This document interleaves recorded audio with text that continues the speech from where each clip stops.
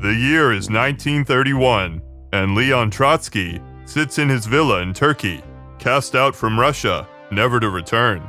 Once the sword of the revolution, he now takes up the pen. His activity has provoked a response not from Stalin directly, but from one of his main literary enforcers, Yaroslavsky. The bourgeois reactionary press has been enriched by a new employee, he chides. Undeterred, Trotsky signs a contract with Granit, a publishing house based in Berlin. Only a few years later, it would be done in by the Nazis. But for now, Trotsky's books fly off the presses, even making their way onto Stalin's bookshelf. My Life, Permanent Revolution, History of the Russian Revolution. The goal was to set the record straight. After all, present day's battles were being fought with yesterday's facts. Trotsky was being written out of Soviet history faster than it could be written in the first place. Yaroslavsky and the rest of that party machine dutifully did the editing, censoring, and falsifying. He called it the Stalin School of Falsification. In a previous video, you may recall I used a quote from this book, and there were a number of comments skeptical of this, or going so far as to say the quote was almost certainly a forgery. After all, who would trust Trotsky? Now, the only reason why I used the book in that video was because within it, Trotsky reprinted a certain government document verbatim, and I was quoting that document, not any of Trotsky's arguments about it. But that raises the question, how do we know if this document is genuine or not? What is the Stalin School of Falsification anyway? And what do the Soviet archives have to say? The year is 1917, November 1st in the old style, 1 week after the October insurrection. Though the Bolsheviks have secured Petrograd relatively easily, they're met with a counterattack from Kerensky, and a battle is still being waged in the streets of Moscow.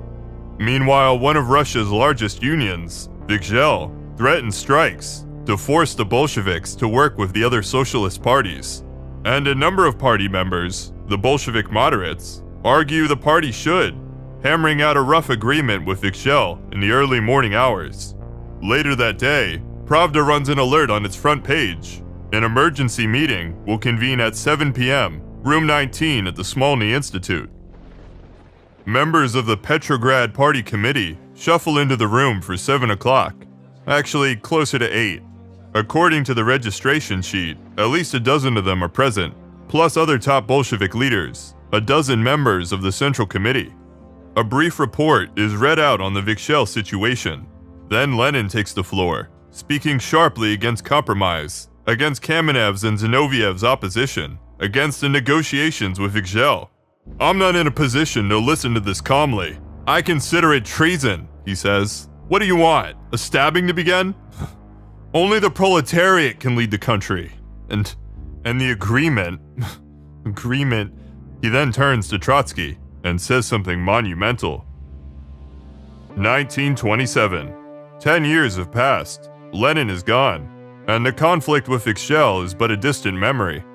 By order of the Commission on the History of the October Revolution, or Ispart, Praskovia Kadili is compiling the minutes of the Petrograd Committee meetings for publication in an anniversary collection.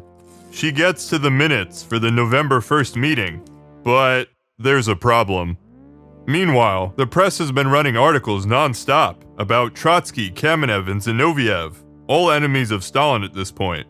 The three have become acquainted, with Trotsky being lumped in with the other two's opposition to the seizure of power.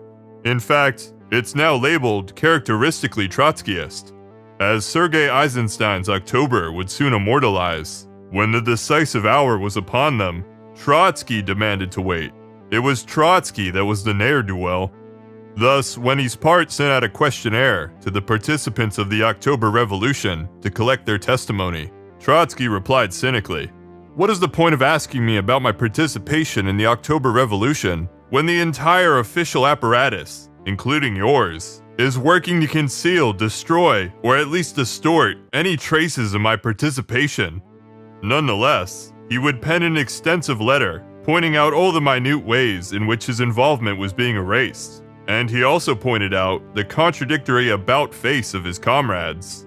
Nowadays, Stalin liked to claim, Trotsky did not and could not have played any special role in the October insurrection.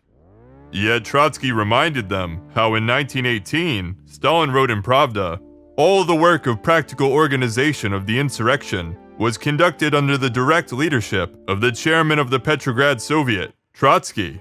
It can be said with certainty that the swift transition of the garrison to the side of the Soviet and the skillful execution of the work of the Military Revolutionary Committee, the party owes first and foremost to Comrade Trotsky. This segment was conspicuously omitted, by the way, in all subsequent reprints, such as Stalin's collected works. Then, even worse, were East Part's own historians. Only a few years prior, Yaroslavsky had written of the brilliant literary activity of Comrade Trotsky, a man profoundly devoted to the revolution, one of the recognized leaders of the most revolutionary army and of the greatest revolution in the world.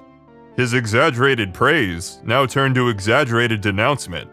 Plus, Trotsky argued, it was foolish to paint him as always antagonistic to Lenin. Just recall the meeting on November 1st.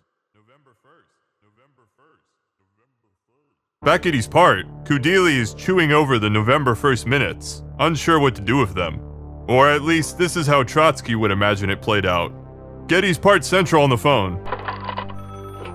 East Part Central picks up the phone. Get me the Secretariat. The Secretariat picks up the phone. Shut it down. Yank the minutes. The collection is printed, but there's a conspicuous absence. It jumps from October 29th to November 2nd. Interestingly, it stated in the minutes on the 29th, the next meeting was to be held on the 1st at 7 p.m. Pravda said there was a meeting on the 1st at 7 p.m. But then, there's no meeting on the 1st at 7 p.m. Also, at the November 4th meeting, someone refers back to the viewpoint of Lenin and Trotsky. What was that all about? It's as if a meeting disappeared into thin air. The only problem is, they failed to destroy the evidence. 1929, the 12th anniversary of the revolution, and the first that Trotsky would be celebrating from abroad. In his possession are a number of government documents, letters, and so on from the old days. And evidently, he has obtained the original proof sheets for Kudili's collection. The magazine Bulletin of the Opposition publishes a photograph of the November 1st proof, showing the meeting existed after all. It's marked with a slash across the front, and a note from Kudili on the side. It reads, the speech of V.I. Lenin was recorded by the secretary with large omissions and abbreviations of individual words and phrases. In places, the recording of his speech cannot be deciphered. Therefore, in order to not present it in a distorted form, this speech is not published. Well, Trotsky would call this a poor excuse, arguing that, while it was sometimes difficult to record Lenin's fast talking, the transcript more or less captured what he said. Just like his speech at every other meeting, all the minutes looked like that. So why were these minutes really not published? Meanwhile, in Moscow, another East Part employee, Savel'ev, is working on a collection of Central Committee minutes and comes across the November 1st meeting.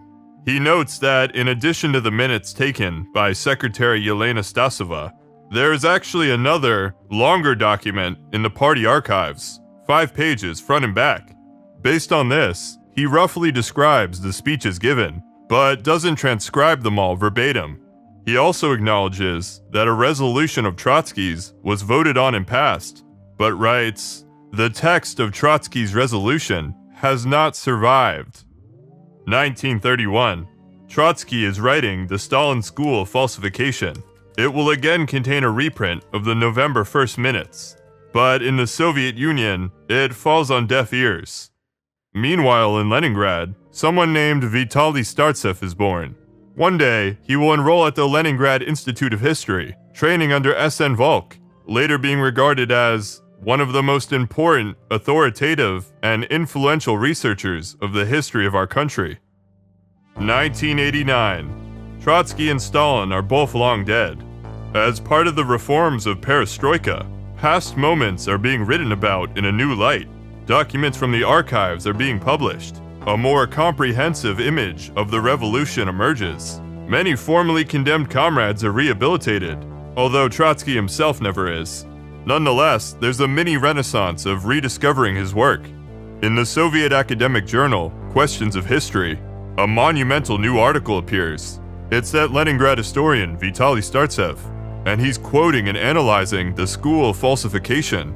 It's the first time the work has ever legally appeared in the Soviet Union. But that's just the beginning. The full book is reprinted in Moscow the following year, and in the Soviet archives, what is today the Russian State Archive of Social Political History, researchers dig up the original minutes of that fabled November 1st meeting. So what did Lenin actually say?